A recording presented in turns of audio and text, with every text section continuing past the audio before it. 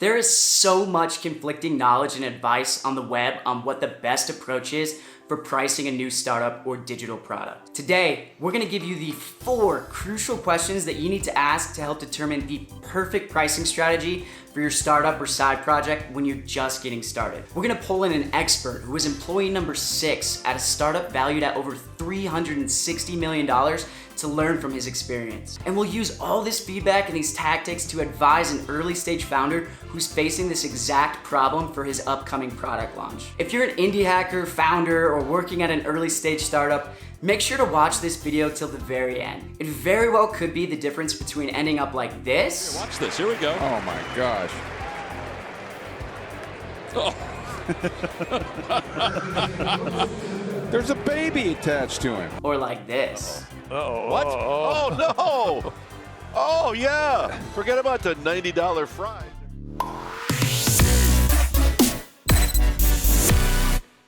This is Banu. He's a 23-year-old freelance developer from a small town right outside of Hyderabad, India. And like a lot of us entrepreneurs, Banu is a dreamer.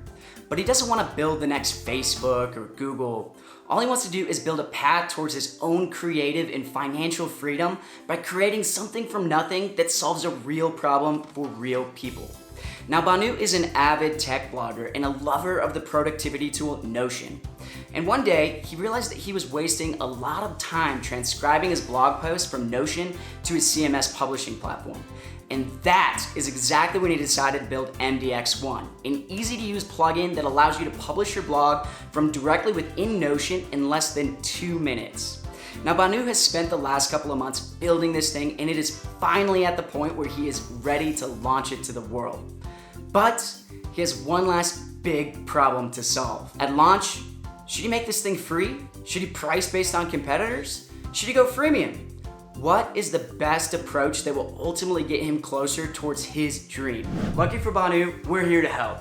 Diego and I are a couple of ex-tech strategy consultants on a mission to help entrepreneurs solve their biggest problems. We create useful content along the way in hopes of helping even more people like you learn and grow from all of our adventures.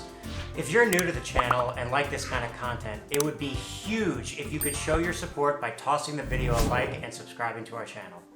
Now, Diego is our in-house expert on all things pricing strategy and acquisition models, and he's helped a ton of folks tackle this exact problem.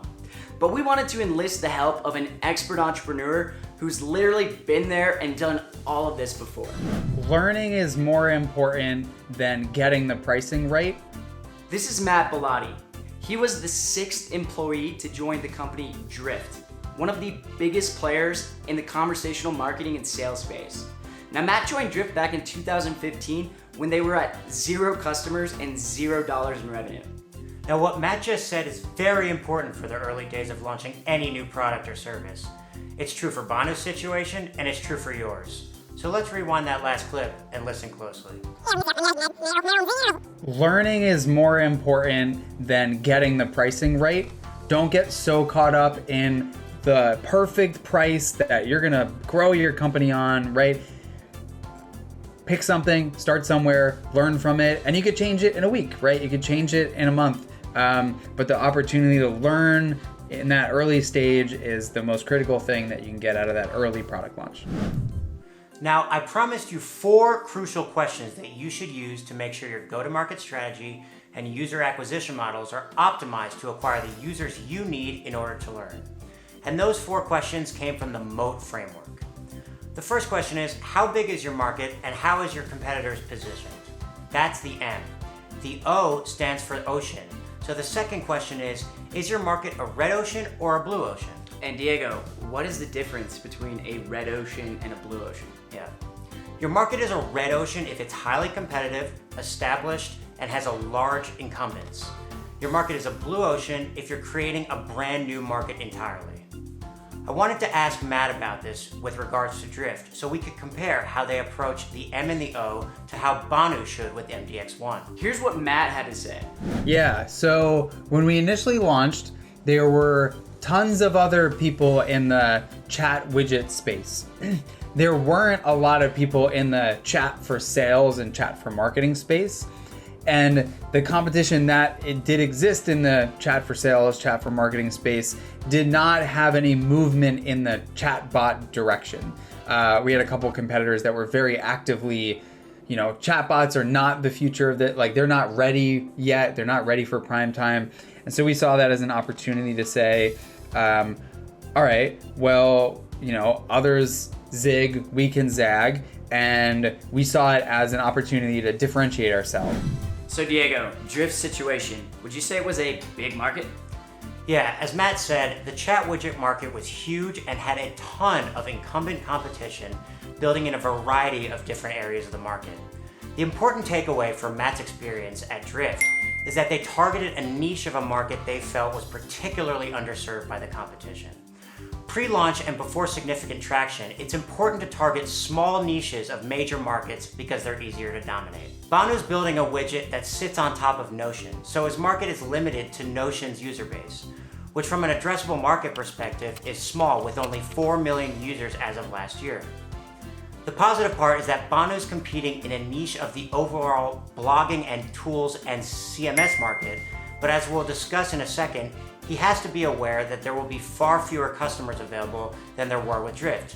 That means Banu has to convert more users into paying customers from the start than Drift had to. Awesome. So how about the O? Was Drift competing in a red ocean or a blue ocean? Matt said there was incumbent competition all over the place, so clearly Drift was entering a red ocean market. Banu has a different situation. Banu's competing in the Notion add-on market, which is far less mature and a blue ocean. Banu's customers may never have installed a Notion add-on and may not even know they exist. This means that Banu will have to focus on frictionless onboarding and user experience because his users won't be familiar with the process. All right, Diego, so we've got the M and the O. What's the A in Moat stand for, and what's the third question to ask? Yeah, the A stands for audience, and the third question you have to ask yourselves is who is going to buy and use your product? Are they executives or are they middle management? Got it. So let's take a look at what Matt had to say about their specific audience and their ideal customer's persona. We tried a lot of different personas early on. We tried product marketers, customer success people, customer support people, and we ultimately landed on sales and marketing, started with marketing. And the way that I think about it is a lot of the tools in the market were solving for all those personas at the same time.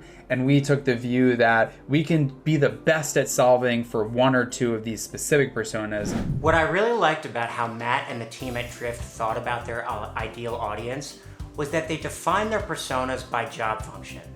That indicates to me that they were going after middle management and below. Those are people who actually deal with the problem Drift solves for. They're far more motivated and technically savvy enough to seek out a solution to their problem, and are the people that product-led companies look for. Banu's personas are more clear. He's going after people and organizations who write blogs in Notion. Notion is a tool that requires time to figure out, but users are extremely loyal. This indicates to me that Banu's customers are motivated and technically savvy, which bodes well. And also, I liked how Matt said that they weren't afraid to try different personas to see which was best. Exactly. At the early days, it's all about experimenting. All right, Diego, so we've gone through the M, the O, and the A. What's the T?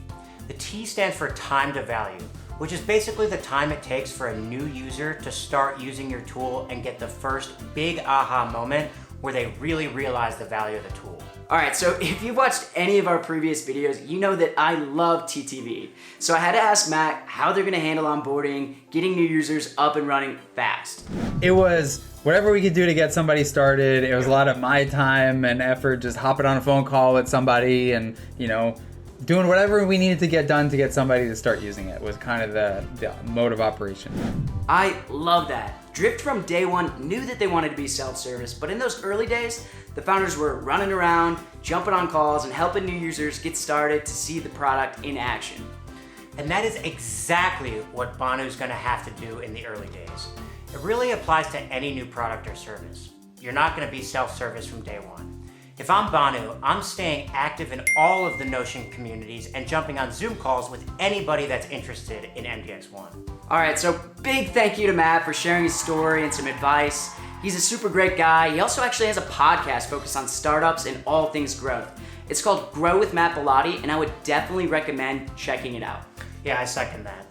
All right, John, so we've gone through the moat framework. Let's get really tactical here and apply back to Banu's situation so it's ready for that upcoming product launch. Should we go to the whiteboard? Let's do it. All right, so let's just finish up here and wrap things up with what we know about MDX.One as it relates to the moat framework. So for the market itself, we know it's a pretty small TAM, so that probably means that freemium, probably not a good option. As for the ocean, blue ocean, right? So that means that we're gonna have to focus a lot on educating these new users about the problem itself. And luckily, we do know who that audience is, the A. Those are Notion super users that also like to do blogging. And so we need to be where they are. And so there are a lot of great communities out there already established. If you just Google Notion communities, tons of Slack communities out there. If I'm Banu, I'm in those communities, being active, telling them about my product, solving their solution. That kind of goes into the time to value as well. We learned this from Matt, right? So in the early days, I know we want to be self-service, but we're gonna have to hold some hands, right? So I'd be using tools like Calendly, and I'd be focusing on 5 to 10 users per week that you're getting on the phone with, getting them onboarded on the product, and making sure they know that there's a human behind this thing to reach out to for help. All right, so in conclusion, what does this all mean for this thing, right? So the acquisition model that we would recommend here is a free usage-based acquisition model. So what we recommend is 3 free blog posts, right? So give away 3 of those for free so that people can come in, try the product out, but then since it is a small market, we do want to capitalize on them and make sure that we're capturing some of that upside potential. So we want to make sure that we have them hooked, and then we want to monetize them. So just for simplicity's sake, since we don't know a lot about the product right now, I'd go with 1 package. Keep it simple. You can always change that when you learn more about what your customers love about the product, and you can break those out into different tiers. Now for the price point here, we would suggest going in at $8.99. And now, that might seem a little bit low, but it's pretty much on par for other Slack and Notion widgets that are available on the market right now. And guess what? As we learned from Matt, the best part is, if people are signing up like crazy on this $8.99 number, you can always boost it the next day. It's just a starting point, but we want to start somewhere, and $8.99 is what we recommend. We had a blast filming this video, getting to work with Banu from MDX.One and Matt from Drift. If you want to support Banu or check out MDX.One, head on over to MDX.One and sign up for his launch. And to be honest, we're still new to this whole video thing, so if you want to give us some feedback on how we could make these even more useful to you, please drop us some feedback in the comments below. And if you'd like a more in-depth look into all the analysis that we did that we couldn't squeeze into this video, head on over to our blog at proxy.com for a full breakdown that Diego's writing. We've got a bunch more videos with more startups and experts dropping in the upcoming weeks, so if you enjoyed this one, please consider liking and subscribing as always. Until next time, peace.